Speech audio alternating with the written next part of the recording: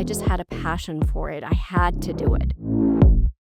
Today's guest is Vicky Mina, Halifax's own queen of all things beauty. When I started doing it and I developed the connections with women, it became very apparent that it was sort of my calling. Not only is Vicky an accomplished and extremely popular, I might add, makeup artist, she is also the founder of her very own Canadian-made cosmetic line, Vicky Mina. I did not always have confidence. I was not... I can't imagine that. Yeah, I was not what you'd call a pretty kid. I never really felt beautiful until I was in my 30s and I learned how to dress for my body and do my makeup. So I know how powerful that is.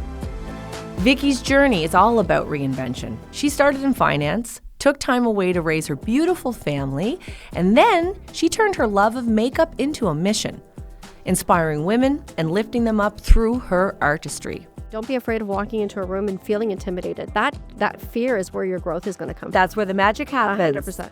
As I can personally attest, Vicky's passion for her work and supporting women throughout their ever-changing stages of life is exactly what this world needs more of. Vicky Mina is a shining example of showing us what is possible when you chase doing what you love.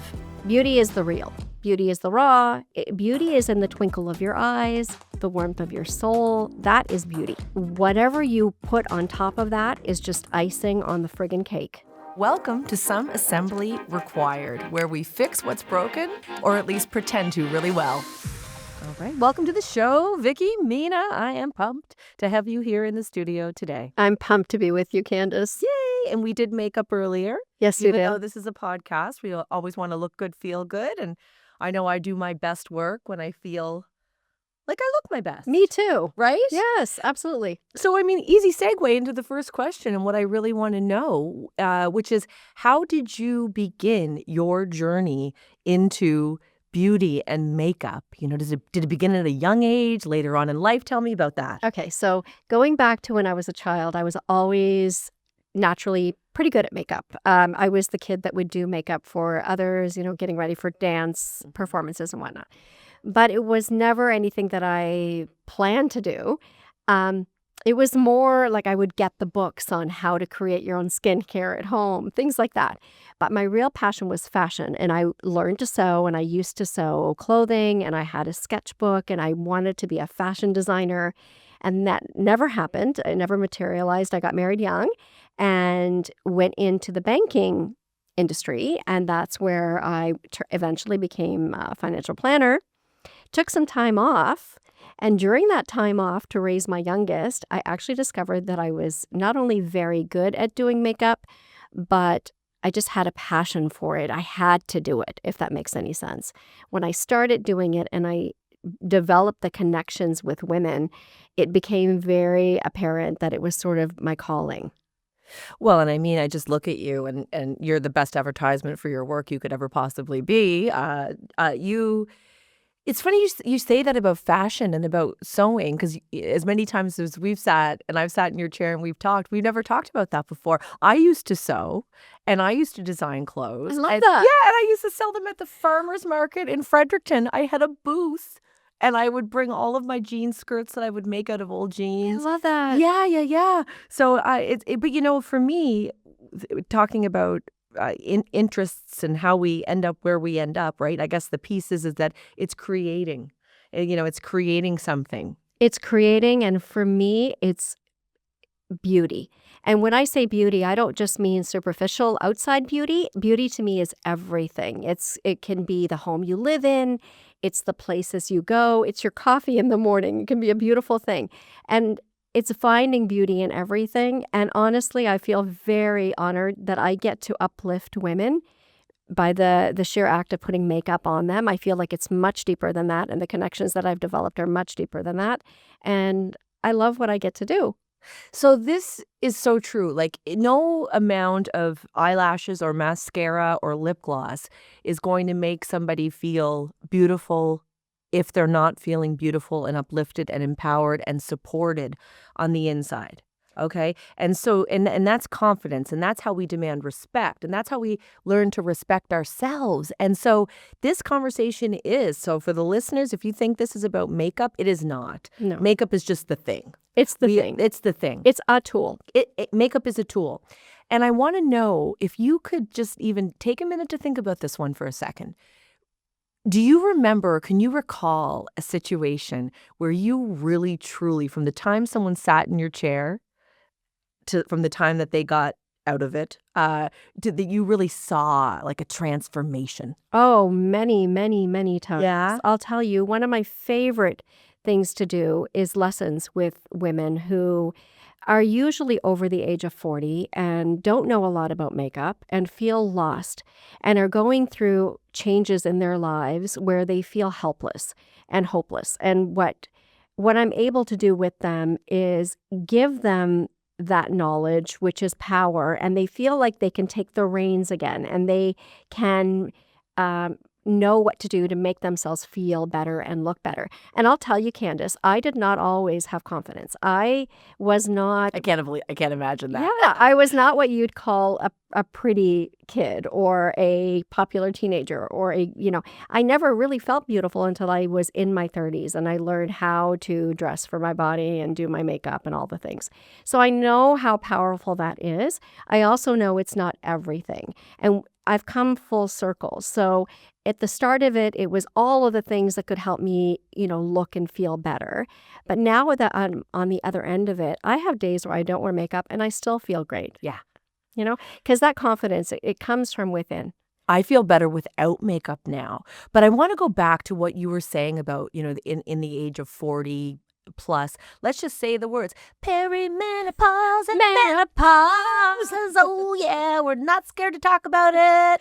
No. We're going through it. We're going through it and we're going to talk about it because it's a real thing and it was taboo for too long. So taboo for way too long. My mother still to this day says she doesn't think it happened to her. I'm like, Mom, trust me, I can remember when it was happening to you. I just didn't know what was happening. That's at right. That Yeah, I know. The cranky mom. And you're like, why is she? Why can I not talk to her? What's happening to my mom? Right. Yeah. I think that there was no awareness back then. Like there was nothing to tell them that that's what you're going through.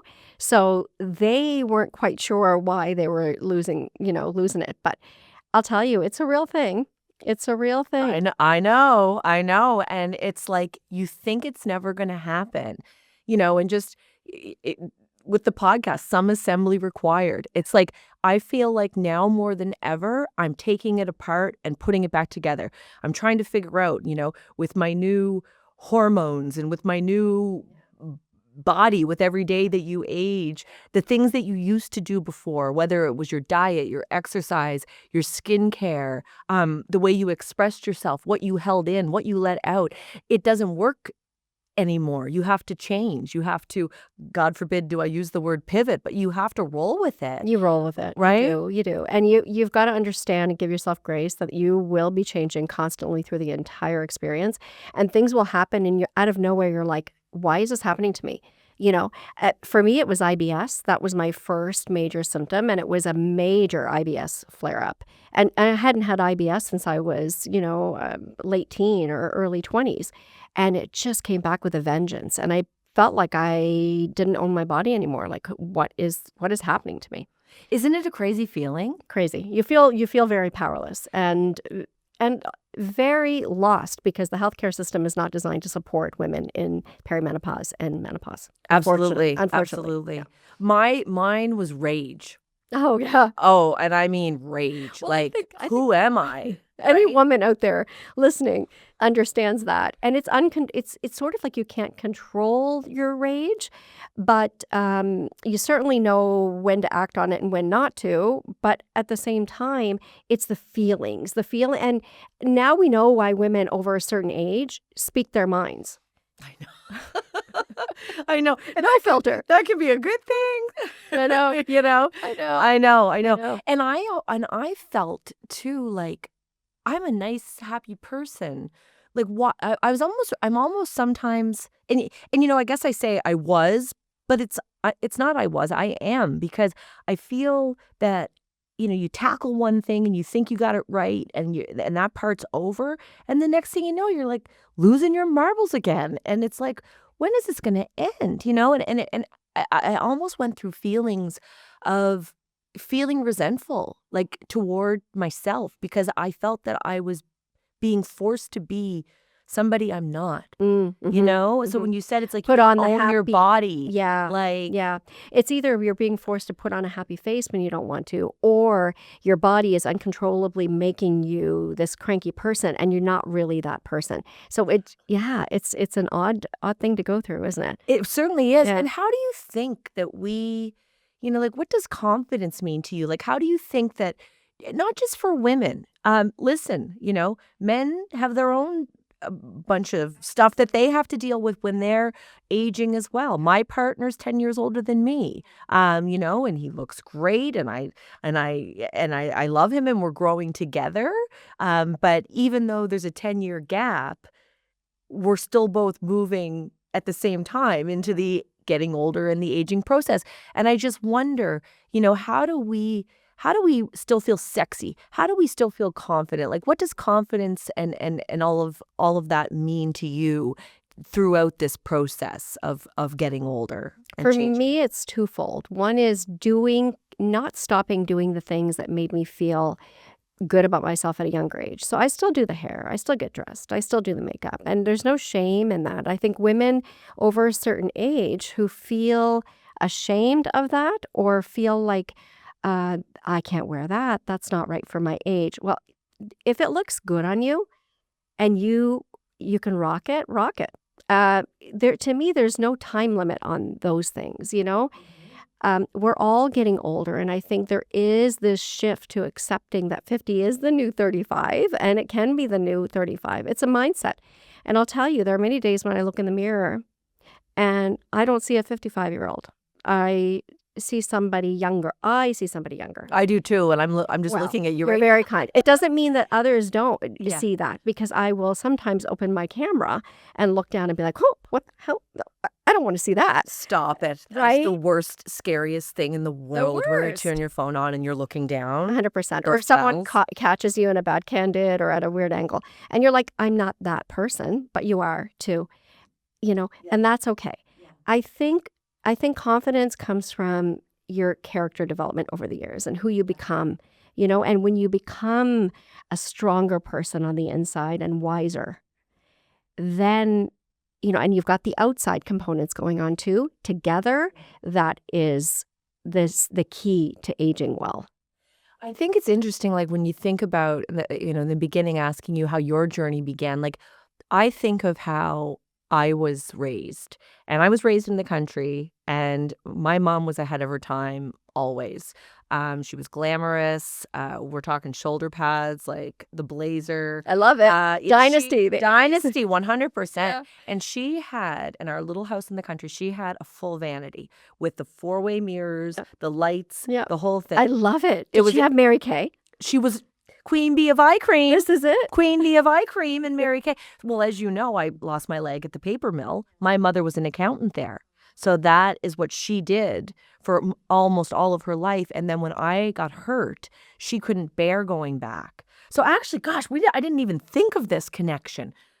Like, beauty and makeup kind of saved my mom. Yeah. Because she grew up, she always put she always wanted to look good, and she did. But she was confident. She was a woman working in a man's world, mostly at the paper mill and whatnot. And then when I got hurt, she couldn't bear the smell of the place or to go back to the place. And she was so angry at the people who had removed those guards and, all of that kind of stuff. So she had a lot to contend with as being the parent that worked at the place that almost took my life.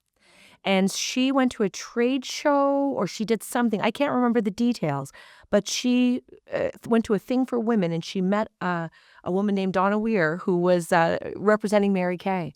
And she brought my mom on board. And for many, many years, my mom was, she had the car and the whole 9 yards. Oh, I love it. Absolutely. Yeah. But that kind of saved her. Yeah. And she was going, because she didn't want to put makeup on. She didn't want to get dressed. She didn't even want to leave the house after what happened to me. And so, wow, I'm just kind of thinking about that right Isn't now. that powerful? Yeah. And it's true. So many women are lost in anxiety and depression and not feeling good about themselves and stuck in a rut and in jobs that they don't like, in relationships that they shouldn't be in, whatever it is, dealing with cancer. when you ask me, are there women in my chair who come full circle? Oh, nobody comes full circle more than somebody that's had a health challenge like that. I bet. It's major. And, that's a big part of why I love doing what I get to do. But those things, um, it's so funny how something as simple as beauty can be so impactful because it's more than just beauty. It's your image, it's your self-confidence, it's what you see when you look in the mirror, and it hits you deep. Yeah, and it's also the camaraderie and the community, right? I mean, if I think I'm going back again to Mary Kay, Yeah. but you have your followers, you have your Yeah. community. Well, we live in a different time now where it's social media, Yeah. and that is your community. And I'm very grateful to the people who follow me on social media because they are the best kind of people. It is a small community, and I don't want it to be bigger than that. I don't want it to be. Well, your stuff's so real. Yeah. And Yeah. it's all about the empowerment, the positivity, the lifting up, Yeah. and anybody who listens to you at all can see further in and much deeper than the powder, Yeah. and I think the pretty. That's right. I think the people who really know me in my life, who really know me, know what I'm about, and it is about that. It's about the connections. I um I started this with not even realizing why I was doing what I was doing. It was more about the creativity. Like, I love the actual art of doing the makeup. But now that I've been in it for so long, and the art is not old, it never gets old, but there's only so many ways you can do makeup, although there are, 1,000 different ways.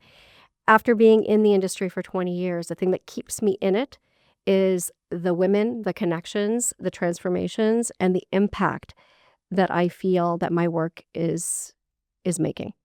Well, again, I'm speaking from experience with you because I come to you if I have a photo shoot. I come to you for the things that I need to do to feel good and to treat myself. I mean, I've been putting my own makeup on for years. When you grow up with a mom with vanity, with four-way mirrors, and Mary Kay, you learn to do your makeup. And I was also a dancer. Is your mom still with us?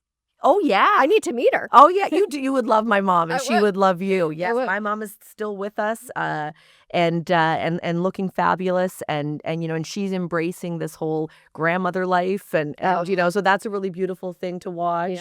Yeah. We've got I have a little niece, Remy is her name, and one thing I notice is that my dad more so, I'm a dad's girl and the only girl, but my dad will say, "Who's the prettiest girl? Who's the prettiest girl?" I'm like, "It's me." Like, why are we talking to Remy? Like, I keep thinking it's me, even though I'm almost 50. I'm like, "Oh, yeah, your father doesn't say that to you. That probably would be weird." I mean, that's so cute. It's so cute, but You got to share the spotlight now. You got to share. The I torch is do. passed on to the young. It's so funny. I watch him hold her, and I'm just like, oh, to be back, I just know. to be a kid again. But it's such a Aw. beautiful thing to see. I love that. So I do sometimes, say though, like, also, who's the smartest girl? Who's the nicest girl? Who's the kindest girl, right? Like, we don't want to just focus on the pretty. No. But this leads me to, but it is a good thing because, I mean, I had a lot of confidence instilled in me, and I think that served me well, as a child. But, Absolutely. yeah. Yes. The fact that you get on stage and you talk about your injury and you talk about your life experience and empower people through that, that takes a lot of courage. And it takes a certain kind of personality to be able to do that. And I think, thank you for saying that. And I think the big thing too, a lot of my struggle, was just how to feel beautiful in my new body. Yeah. How do you feel beautiful with a leg that's a pipe until you can get one that looks like a leg, and even still, it's not your leg. And, so always trying to work out how to give myself grace, recognize, getting a full-length mirror was the best thing I ever did. We built a house 2 years ago, and I haven't had a full-length mirror in this house. And I don't know that I did at my other one either. And I just got one a couple of weeks ago, and I'm like, it's so much nicer if I can see the whole person. Yeah. And I'm not just seeing this from the top up all the time. Really? Yeah, it's a weird thing. So now when I go to walk out the door, I just see the whole person. And it kind of makes me realize prosthetic leg and all, and that you would rather see that. I would just rather see the whole thing, even if it's covered up with, like, it's like no one's staring at my stomach. No one's staring at my wrinkles under my eyes. If we're going to talk about that, let's talk about that. Right? Yeah, We're seeing the whole person. We all have insecurities, and if you're going to hone in and focus on that one insecurity, and that's the one thing I get often in my chair, is that women will say, oh, the bag's under my eyes, or oh, look at this pimple, or they'll point out the one thing that I swear I've been looking at them for half an hour and I Don't even never notice. even noticed. Right? We're so hard on ourselves. Tell me this, what do you think? Because when we're talking about, of a certain age, what do you think about these trends that you see on the social media and whatnot? Did I say the social media? Yeah, Oh boy. we're of that. Oh We're of boy. that age. It's happening. On the Facebook. On the Facebook, turning into my mother That's exactly. as I sit here right now. Yeah. But what do you think about the girls going to the Sephora? Yeah. Oh, yeah. At a young age. Yeah, so there's Glad you asked. there's this whole trend. Yes. And it's like these little kids, and they're like getting skincare and makeup and doing all the things. So where do we draw the line between what's fun, makeup, dress up, to what's actually possibly harming our next generation of people? It doesn't matter. Men wear makeup. Everyone should be allowed to do what they want, in my opinion. So I don't want to just narrow this down to girls and females. But what do you think about this trend and the pressure, especially on women, girls, to be doing all that? Do you think it's fun, or do you think there's some danger in there? Okay, so there's definitely an aspect of fun. Yeah. And I think that if I was growing up in right now, I would probably be one of the 8-year-old girls in Sephora. Same. I would be. That's just, I know myself and I know what I would have been attracted to. But do I think it's healthy? No. Honest answer. Yeah, it's fun, but it also, there's a fine line between that fun and exploring and having an interest in skincare and whatnot, to becoming obsessed and thinking that you need things that you don't, and not seeing yourself as good enough and chasing the things that you think are going to make you better. I think it's perpetuated by consumerism and these large corporations that really don't give a damn about psychology of small girls. They are going to capitalize on any opportunity they can, unfortunately. And I'm not calling out Sephora by any means. I don't think it's a Sephora Oh issue. gosh, no. I think it is a Don't sue us, Sephora. don't sue us. We love you. I think it's just an in general issue that, like, if somebody's willing to hand you over millions of dollars, are you going to say no? No. These corporations are not going to say no. But I do think that it's the parent. It's the role of the parent to talk to their child and say, let's talk about this. I understand that you're interested in all of this, and basically direct the child, basically lift up their confidence and their self-esteem, and do some other fun things that are maybe beauty, surround beauty, without giving in to buying them all the products that they really don't need. Does an 8-year-old need retinol? Absolutely not. No. Actually, they should not be using retinol. They should not be No. using No. retinol. No, absolutely not. Can you imagine?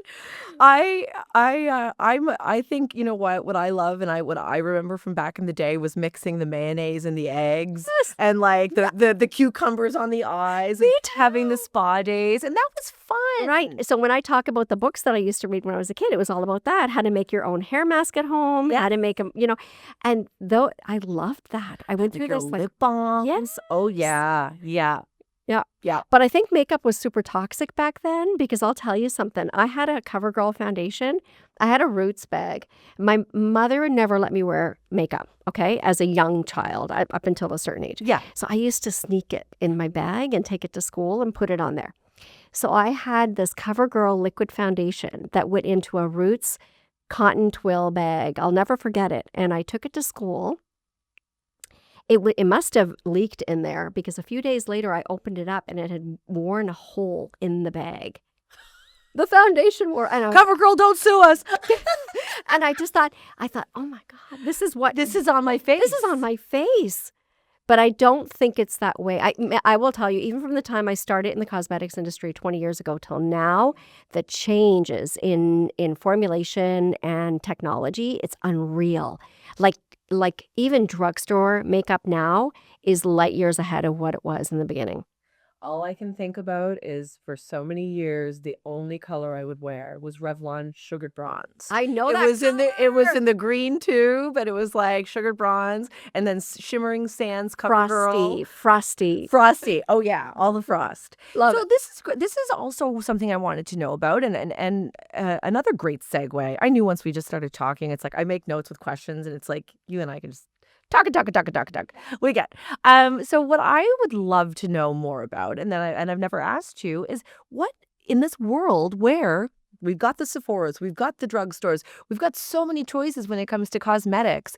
What inspired you to go out there and create your own line? And I want to say, like, you see famous movie stars and musicians, and they put their name on a fragrance, Yeah. they put their name on something. Yeah. And I think, I wonder how involved that person was Mm. in the creation of that product and why. Mhm. So I want to ask you, Yeah. what inspired you to do that? Because that is no small undertaking. Well, I'll tell you what inspired it in the beginning was I would do someone's makeup. I would mix up a lip color and put it on them. And they always would say, I want this lip color. And I would say, well, now you got to go to Mac and buy this, and then go to Shoppers and buy that, and then go to the mall and buy that. Like, and it was, and then mix them. And it just, I was like, why do I not have products? And it was lip products that I started with to be able to offer the client so that they could continue the look for the night, because there's no lip product that will last you the whole night, or if it does, it's probably not going to be very comfortable by the end of the night,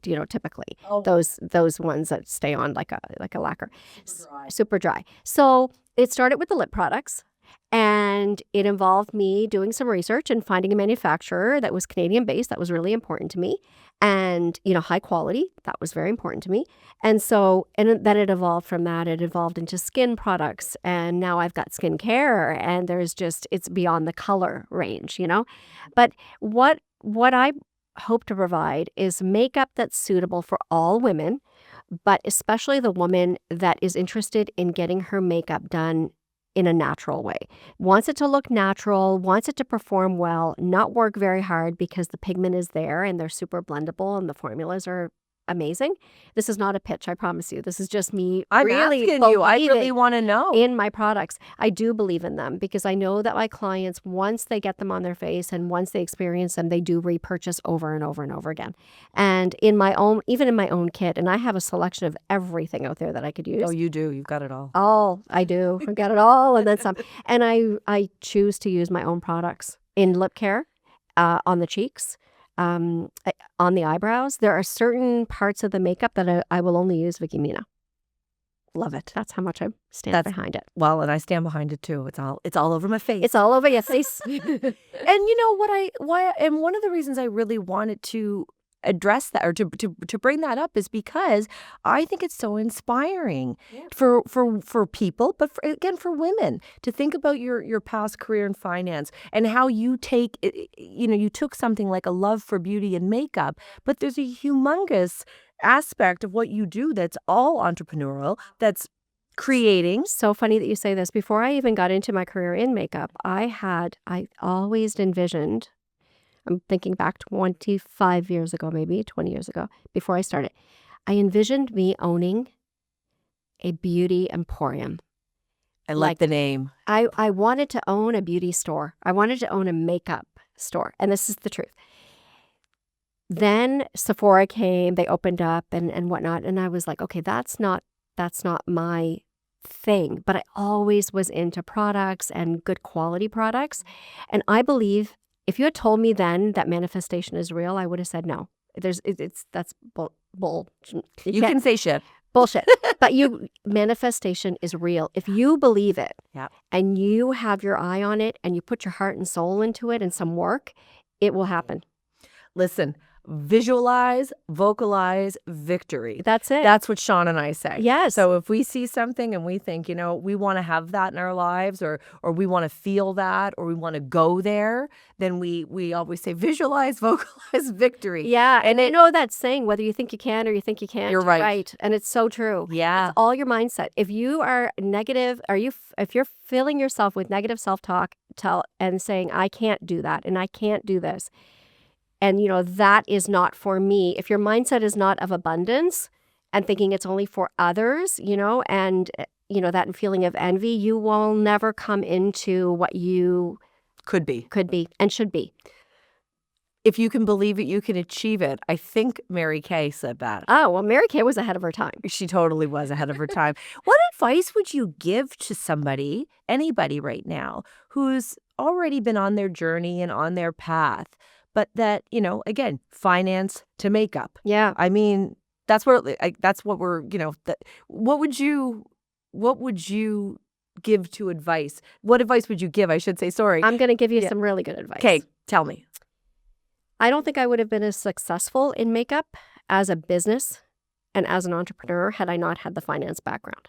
So what I would say is this: if you are a creative out there and you have a dream, whatever it is, follow your dream, follow your passion, work on your art, but also work on improving your business savvy and your whatever skills, so if there's a course on how to do your own taxes, take the course. Whatever it is that can empower you, and professionalism, that is such a big one, especially in the creative fields, because there's not really much in the way of leadership for small entrepreneurs and freelance artists and people working on their own. And some of the most talented people are working on their own. They're not in the salons and spas. They're working for themselves. But it's basically, how can you improve your professionalism and serve your clients to the best of your abilities? And I think whatever opportunity you have to improve on that, you should do that. Yeah, you want to layer, right? Yeah. And I mean, I just went, and I mentioned it to you this morning. I went to this speakers conference. I don't attend conferences. I speak at them. I'm the keynote. Yeah. And for many years, it was like, this is what I do, and I've got lots of work, and what else do I need to learn? That being said, I am glad that I did a psychology degree, because I got hurt while I was going to university, which changed the course of everything for me. Yeah, so for me, I'm glad that I did a psychology degree, even though my plans changed after I got hurt and I started speaking about what happened to me right away. But I use my psychology all the time to try to understand, why do people say what they say? Why do they not say what they don't say? All of that, Yes. right? But I recently went to this conference, and it was a group for professional speakers, and I mean, big time people that Beyonce's dad was there, and so Matthew Knowles. Matthew Knowles. Shout out Matthew Shout out Knowles. Matthew Knowles. Come on my podcast. It was a big deal, and I had never given myself I don't want to say treat, but I didn't gift myself the time to actually go learn more about speaking. Not about what I was speaking about, but just to learn more about my business and what more I can be doing to offer value for clients, and how I can change the narrative, how sometimes value doesn't have to be, and oftentimes isn't, $1. It can be an asset. It can be a relationship, a connection. So I think really we always have to be learning and never resting and thinking, well, now I know all there is to know about that. Yeah. Right? Yeah. And sometimes you're learning something and you're thinking, where is this ever going to come into play? So I remember being at the bank, and I'm very grateful to the bank for all the courses and the little things that they offered, on how to deal with clients, how to retain high value clients, how to resolve client situations. These are all things that, you use in your daily life as you move through life, no matter what field that you're in. Exactly. So I think it's, take the opportunity to learn and grow and expand yourself, and then carry that into whatever field that you're going to go into. And especially if it's a creative field, especially because you need that power behind your creativity. Absolutely. Yeah, to be successful in business. It was interesting to me because I realized in sitting in that event, I was just gobsmacked the whole time, looking at what people were doing and I'm going, oh my God, I don't do that. Yeah. I need to do that. And it was almost like I felt like I had imposter syndrome. Yeah, And definitely. I'm like 25 years of speaking all over the world, and I'm diminished to feeling like I'm not even one of the cool kids in the school. Yeah. And don't be afraid of that. Don't be afraid of walking into a room and feeling intimidated. That fear is where your growth is going to come from. That's where the magic happens. 100%. Yeah. Right? And we had to get up. They did a showcase where you had to sign up the day before, and you had 4 minutes. And I mean, there's a massive clock going, and there are 3 the cool kids of the group are going to critique you. And I put my name in the hat. So it starts. It's at the end of the day, and they have an hour for these showcases. So they call up the first person, and the first person goes up. And this person has this speech that is exactly 4 minutes long. And I mean, not a misstep, not a word out of place. And I'm like, holy shit.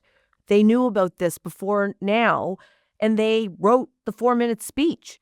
Like, I didn't do that, I just thought this was supposed to be for fun and like, just get up there and see what happens kind of thing. So I'm sitting there again, not getting paid to speak, obviously, and scared to death. Right. Right. And I'm going, what am I going to say? What if I mess up? Like, what's the point? And the whole time I was up there, when the 4 minutes ended, I don't even remember it. Yeah. That's how nervous I was. Yeah. And it was a humbling experience, but it was also one that, again, reminded me, and I think we can all take this advice. You said it. Don't be scared to be the person in the room that feels like they don't know what's going on. Yeah, First of all, you're not the only one. No, absolutely you're not. Right? No. Nobody's walking around with a T-shirt that says, I'm scared as shit, but a lot of people are. And everything that you do that scares you is just building your character, building your resilience, building your skill set. It's very important to get out of that comfort zone. And the other thing I will say, and this is the big one that I find for small women or for women in business and entrepreneurs or any entrepreneurs, men in business. Yeah. They're waiting for the perfect scenario, the perfect time to start. There's no perfect time to start. No. Jump in, just dive in and fake it till you make it. Yeah. Just do one thing. I remember taking jobs and I didn't know how to do it. I remember one time I was asked to body paint. And it was a high-profile model here in Halifax. And I was like, fuck, what do I do? Can I say fuck? Yes! I don't know how to body paint. But I took the job and I Googled everything I could on it. And I got the supplies and I showed up and I did it. And you know what? I knocked it out of the park. I have no doubt. So you can do far more than you think you can. Just say yes and figure it out later. Build the plane while you're flying it. That's it. Absolutely. I love that. Some assembly required. Some assembly required. Yeah. Well, and to go back onto the thought of doing something brave, that was brave, what I just talked about, the 4-minute showcase. But another big learning experience for me was I was keynoting the World Congress in Australia. And in my 25 years of doing this work, my mom has braved it a couple of times, like hearing me. For the listeners, I'm a motivational speaker. I guess they don't even know that. Maybe they do, maybe they don't. Anyway, my mom had sat in and listened to the story about the day I lost my leg, the day I got hurt. There's some really poignant pieces in that story that involve her and also my father, but he was never able to sit in the room. So as many times as I would ask him, he finally said, "Can, once was enough for me. I can't go through that again." And then when I got invited to do the keynote in Australia, I said, "Dad, Mom, I'm putting us in the front of the plane and I'm flying us over there. And this is like the biggest deal of life." Well, for the whole 8 months leading up to it, I had imposter syndrome. What am I going to say? What if my leg falls off? What if I tell a bad joke? I was waking up nightmares that my dad had a heart attack during the speech. And I was really wondering, like, how am I going to tell the truth in front of him? How am I going to say how bad it hurt when all I ever tried to do was put a smile on and say it didn't and that I was okay?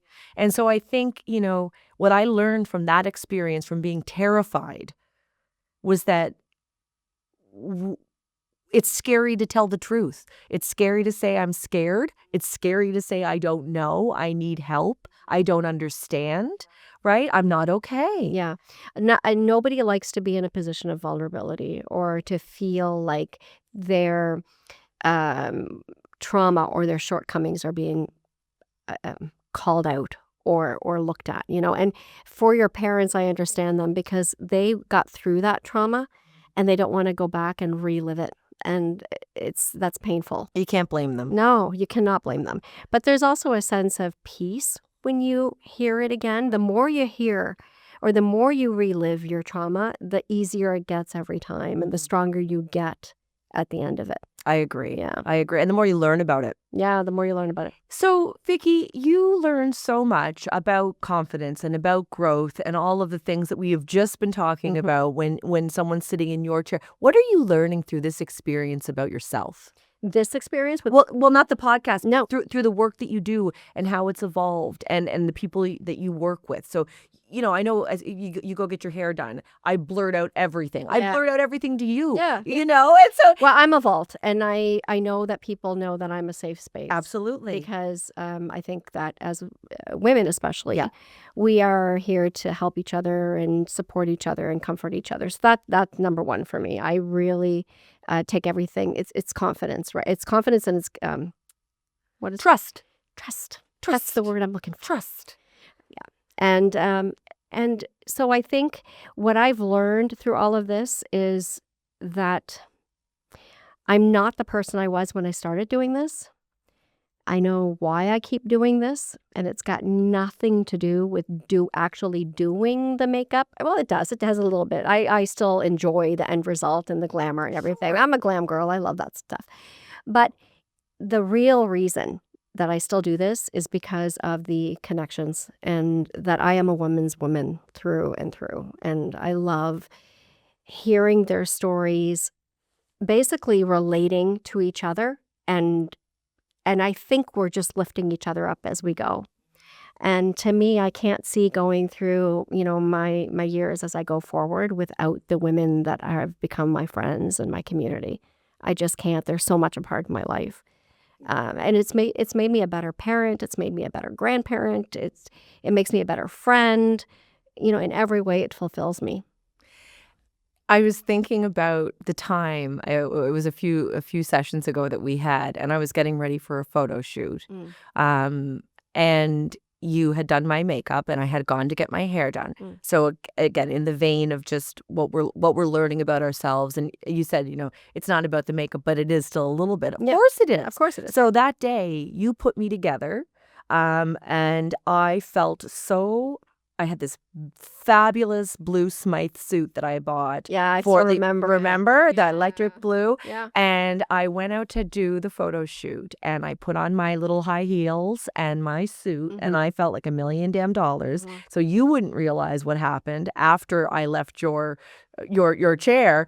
I was getting ready to walk down the stairs for the photo shoot, and my heel caught in my pants, and I literally fell down the stairs. Oh, no. And I peed a little. I mean, it scared me half to death. I fell down the stairs, and it's so funny because I have to just back up for a second. Listeners, sorry about this. The first time I did a shoot with this person that was doing it, he got caught me coming down the stairs and slow motioned it, and it really worked out. It was impromptu. Right. So I think he was hoping to strike lightning. Lightning A would second strike time, again, or but what? he got you falling down. But instead, I'm walking, and I go like this. I go, oh Jesus! Then I go dunk, dunk, dunk, dunk, and then all I can hear is me go, I'm okay. Right? Yeah. I wasn't okay. No. I wouldn't even have known if I was okay because I didn't even finish falling yet. And I was already saying, I'm okay. And what he said to me was, I didn't get it. So like the main thing that's going to be to me is that, did someone else see that, or did that get on camera? Right? The embarrassment. And in the moment, I just kind of was like, okay, like, get yourself up. Did you, are you okay? And you've got to do this photo shoot. But afterwards I said, I want to be honest about this. I want the opportunity to tell this story because from the outside looking in, I've got the glam, I've got the hair, I've got the makeup, but I just fell down the fucking stairs. Yeah. And peed a little. Yeah. And that happened. And I'm still going to put on a smiley face, and I'm going to do an awesome photo shoot. But I think that two telling things. Why do we say when we're okay when we don't even know if we are, right? And it's like realizing that things are not always what they look like on the outside. And why do we think that someone's going to care so much if we fall? Yeah. Metaphorically speaking and physically Because speaking. we all fall. Because we all fall. And we know we all fall. But when you're in the moment of it, you don't want it's like everyone's looking at me, Right. and it's humiliating. So and the reason I think we say I'm okay is it's pride. Are we telling, or are we actually trying to tell ourselves that we're Yeah, maybe. Or we're trying to just brush it off and Yeah. move on. I don't know. I'm not sure. I don't know either. Yeah, I don't know. I have to unpack that one. And I still have the video because I sent it to my friend Kimberly. She has seen me fall down. Listen, when you have one leg, you fall. Like Yeah. legs fall off, I fall down, I trip, I do all the things. And I can remember running one day with her, and I caught an edge on a curb, went like straight out into the road. And she was trying not to laugh, but I mean, I said, go ahead and laugh. I'm not hurt. And it's definitely funny, watching somebody fall down. What I Yeah, mean? yeah. But yeah, I mean, I just there's a lot to unpack there. Why do we say we're okay, and why is it so uncomfortable sometimes for us to recognize or to think that there's a disconnect between what we look at Mm. and what we are? Well, it's so funny. If you watch somebody else fall, what are you going to say and think about them? I'm gonna go want to help them. This is it, right? But we cannot allow ourselves to fall. And some people fall and never get back up. And I'm talking about not just physically falling, right? This is a whole metaphor. Yeah, this is a whole This metaphor. is a whole metaphor. But if you can't get caught up in your own head, because if once you do, you are going to limit yourself from doing anything in life. You have to sort of allow yourself the grace and say, I am going to fall. It's going to happen. And there are going to be some dark days. There are going to be days where you don't feel great, and some days where you think maybe I should give up. And that's happened to me, at times during this career. And I'll tell you another thing, Candace, is it's really hard to be on social media where you have to show up every day and look at yourself on a screen. It's really hard. It's very hard. It's hard because it's like we're our own worst judges. Mhm. And when you, like I said, you open up that camera and you look at yourself, and especially when you've been in it as long as I have, and it's been 15 years that I've been on social. Yeah. And my face has changed. I know I'm not, the same that I was, and it's hard to see the lines and the sagginess but then I think, no, don't allow yourself to fall victim to that, because there are so many women out there who are aging with you, who need someone to relate to, and who are watching you and thinking, you know what, she's on here and she's got the same issues that I do, and they see themselves in that, and that alone is empowerment. We have to break down the stigma of looking perfect. You can go on there looking like your true authentic self, represent women who are over a certain age and be proud of it. And I am proud of it. Like, I'm 55 and very, very proud. You should be. Yeah. You should be. Yeah. You never know. I might be 7 years old and still rocking Instagram. We'll see. Oh, I have no We'll doubt. see how it goes. I have no doubt you'll be, and hopefully still doing my makeup so that I can. Oh, I'll never stop doing your makeup, Candace. You're stuck with me for life. Good. I love it. Yeah. Tell me this, just to, wrap it up. I've got two kind of questions for you here. One would be, what would you say is one of the biggest misconceptions these days about beauty? And again, not just in makeup, just beauty. What's one of the, and I think you kind of just touched on it. It's that you can be looking perfect. Yeah, I think the misconception in beauty is seeing these highly filtered, really perfect images online and thinking that's what beauty is. That's not what beauty is. Absolutely not. Beauty is the real. Beauty is the raw. It's the way, beauty is in the twinkle of your eyes, the beauty of your smile, the warmth of your soul. That is beauty. And whatever you put on top of that is just icing on the friggin' cake. Whether it's your outfit, your high heels, your hair, that's icing on the cake, right? It's pretty, but the guts of the beauty is much deeper than that. And I think that, I think social media is a good thing, but it's also a very bad thing at the same time, because I think there's a whole generation of young women watching, and they're seeing this ideal of beauty, and I put that in air quotation marks, because the standard is unattainable. It's just unattainable. Sometimes I wonder if it's like we're seeing so much of it that some of the movement now is, I mean, if you look at Pamela Anderson, Yeah, I right? love her. To just go, I love her "Hey, message. to hell with it. Like, I'm Yeah. not putting it on. I'm not doing the makeup." Yes. And I have started more so now. I used to be like, every time I would go into a site, and I work predominantly with men. I Yeah. work in manufacturing a lot and whatnot. I was always getting all dolled up and the high heels. And I mean, if I want to wear high heels, I have to bring a high heel leg, which Yeah. means I need extra luggage because it doesn't fit in the carry-on and blah, blah, blah, blah, blah. I am wearing sneakers right now. I am giving myself a friggin' break. And it's like, if they lose my bag or something and I don't have my makeup, then I'm like, I don't care. Yeah. It's no big deal. I can go in. I'm not, what I look like isn't that important right now. It's what I'm going to say. That's right. It's the message that you're conveying and how you make people feel. The most important thing in life is how you make people feel. I have a daughter who I love very much. She's my twin. And I have a granddaughter who is almost 9 years old. And I'll tell you, I live for that girl. And whatever I say to her is basically my message to all women, truly. The words that I say to her, don't let anybody bully you. Don't let anybody bring you down. You know who you are. Be kind to everybody. And I say these things to her. When I put her to bed at night, these are the conversations we have. And I think everything I would say to her is what I would say to all women out there of any age. Well, I think that is a great way to end this podcast, I'll tell you, because you're talking about building it up, saying the things, and that's really what it's all about. We can't just do one thing or say one thing and expect to be a certain way. Life's going to throw challenges. People are going to be mean to us. We're going to be mean to ourselves. Yeah. And sometimes you're going to be tempted to be mean back. Yep. Resist the urge. Yep. Because it's momentary. Yeah. And what you have to keep remembering is who you are as a person and what you stand for. That's right. Yeah. Absolutely. One lightning round question is all we have time for. Here it is. Yes. What is the one makeup product that you cannot live without? That's like asking me to choose my favorite child. Impossible to answer. But if I would say in category, it would be concealer. Yeah. Can't live without it. Bronzer. Love bronzer. And I need my lashes and my brows to look good always. And lip liner. Love my lip liner. Okay, so that is way more than one thing. I can't do it. I cannot do it. I can do one. Lip gloss. There you go. I can't go anywhere without my lip gloss, and Vaseline will do. I'm a high maintenance gal. What can I say? Yeah. Thank you for being on having Some me. Assembly Required And for assembling me for the podcast. Any day. I love doing it, and I loved being on here with you. Oh, you're a fabulous guest. Thanks, Vicky. Thank you, Candace. Okay. The Some Assembly Required, where we fix what's broken, or at least pretend to really well.